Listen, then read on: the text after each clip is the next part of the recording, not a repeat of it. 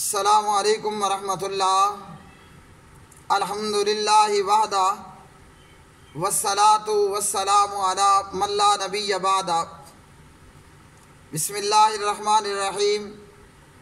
عن ام سلمۃ رضی اللہ تعالی عنہا ان النبی صلی اللہ علیہ وسلم قال اذا دخل العشر واراد احدکم ان یضحی فلا یمس من شعارہ ولا بشرہ شیئا. ابن ماجہ حدیث نمبر 3149.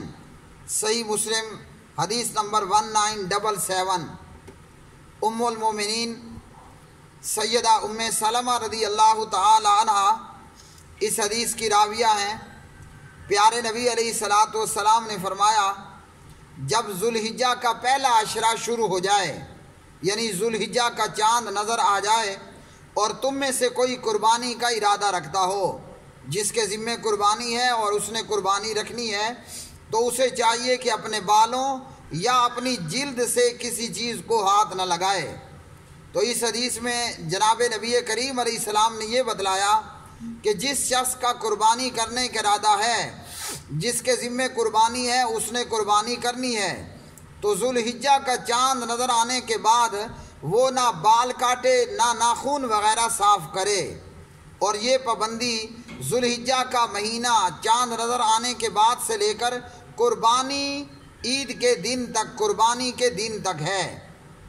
تو اس حدیث سے ہمیں یہ معلوم ہوا جس نے قربانی کرنی ہے وہ ذوالحجہ کا چاند نظر آنے سے پہلے مونچھ کترنی ہے، بغل کے بال، زیر ناف بال، ناخن وغیرہ کاٹنے ہیں، صاف کرنے ہیں، وہ پہلے ہی کر لے.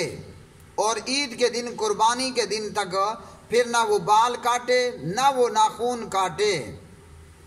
اسی طرح اگر ایک بندے کے پاس قربانی کی طاقت کوئی نہیں ہے اور وہ قربانی نہیں کر سکتا، تو وہ بھی اگر اس چیز کا اہتمام کر لے تو پیارے نبی علیہ الصلاۃ والسلام فرماتے ہیں کہ اسے بھی قربانی کا ثواب مل جائے گا.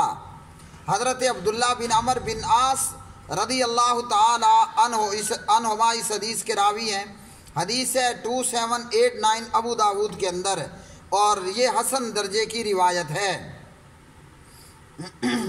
اس حدیث کے اندر پیارے نبی علیہ السلام نے اس شخص سے کہا جس کے پاس قربانی کے لیے جانور دو دانتا نہیں تھا. آپ صلی اللہ علیہ وسلم نے اس شخص سے کہا کہ بال، ناخن اور مونچھ وغیرہ یہ صفائی کر لینا، تجھے قربانی کا ثواب ملے گا. اللہ کے ہاں تمہاری یہی مکمل کامل قربانی ہوگی. تو جس کے پاس قربانی کی وسعت اور طاقت نہیں ہے، قربانی میں جانور دو دانتا قربانی کرنے کے لیے وہ نہیں پاتا، تو اگر وہ بھی اس چیز کا اہتمام کر لے اور عید الاضحیٰ کے دن، یعنی نماز عید کے دن، عید الاضحیٰ کے دن اگر وہ بھی ان چیزوں کا اہتمام کر لے کہ بال وغیرہ صاف کر لے، ناخن وغیرہ صاف کر لے، تو جس نے قربانی نہیں کی، قربانی کی طاقت نہیں رکھتا تھا، اسے بھی قربانی کا ثواب مل جائے گا. اللہ سبحانہ و تعالیٰ کے ہاں اس کا یہ ایسا اہتمام کر لینا یہ کامل قربانی ہوگی. تو ان دو حدیث سے یہ معلوم ہوا جس نے قربانی کرنی ہے وہ ذوالحجہ کا چاند نظر آنے کے بعد بال، ناخن وغیرہ نہیں کاٹے گا، اور جس نے قربانی نہیں کرنی تو وہ عید کے دن بال وغیرہ صاف کر لے اور ناخن وغیرہ کاٹ لے.